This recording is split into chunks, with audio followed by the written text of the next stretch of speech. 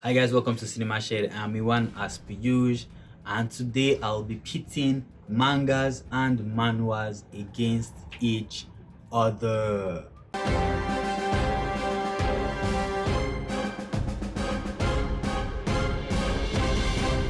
So mangas are basically, in a nutshell, Japanese comics.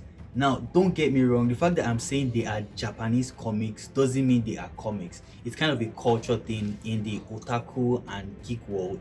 Comics are comics, mangas are mangas, manhwas are manhwas. It's the same way animation is cartoons. Anime are not cartoons, so do not make that mistake.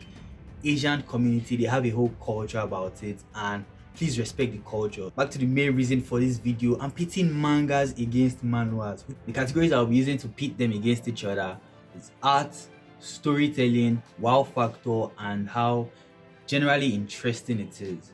Now for the art, this is very easy. Manhwas are winning in terms of art. First of all, it is colored, and that alone sells it more. You get to feel the story more in color. Now another thing is, when I read manhwa scenes and I'm like, man, this would look good as an anime. I can read a panel and I'm like, if this becomes an anime, this is just going to blow your mind. So I don't get that feeling with mangas. Yeah, I read a lot: Naruto, One Piece, Seven Deadly Sins, Bleach, Attack on Titan.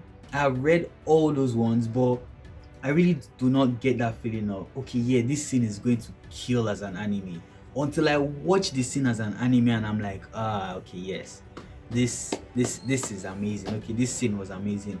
But from the manhwas, I'm reading it and I'm like, when this scene becomes an anime, it is just going to kill with the soundtracks, with the effects, with everything. It is just going to blow your mind. So for art, I'm giving manhwas art. And also mangas have some very weird art. Like take One Piece for instance. The art is extremely weird. Not that it's not good, it is just weird. I think that's why a lot of people don't even read or watch One Piece, because they're like, the art is too off, the colors in the anime is just too off and all that. But you guys are missing a lot, because One Piece is the GOAT. Can quote me on that. One Piece is the GOAT. Now going into storytelling, mangas have better and deeper storytelling. Like take the mangas I called earlier: Naruto, One Piece, Bleach. There are things that you learn from it, and I know a lot of people see you reading mangas and they're like, man, what kind of child is this? Like, why are you reading this? You should be reading books instead. You should be reading Stephen King. You should be reading all those kind of things. And I'm like, you really don't know what you're missing. Trust me when I say that. You read mangas, you read comics, you read manhwas, and there are a lot of things that you can learn from them. Yeah, reading books is cool and all, but graphic novels, they exist for a reason. It is just another art form, and mangas translate powerful storytelling very well. When you read mangas, you can relate with a couple of characters. You can be like, okay, yes, that this is a character that I think I am this kind of person, and there are philosophies you can learn from it. There are a lot of life lessons you can actually learn from mangas. Manhwas are really all about, just give me that action, just give me shallow storytelling. Manhwas are shallow. Let's not kid ourselves. Manhwas are really shallow. The storytelling in manhwas are shallow. But it's just like John Wick, for instance.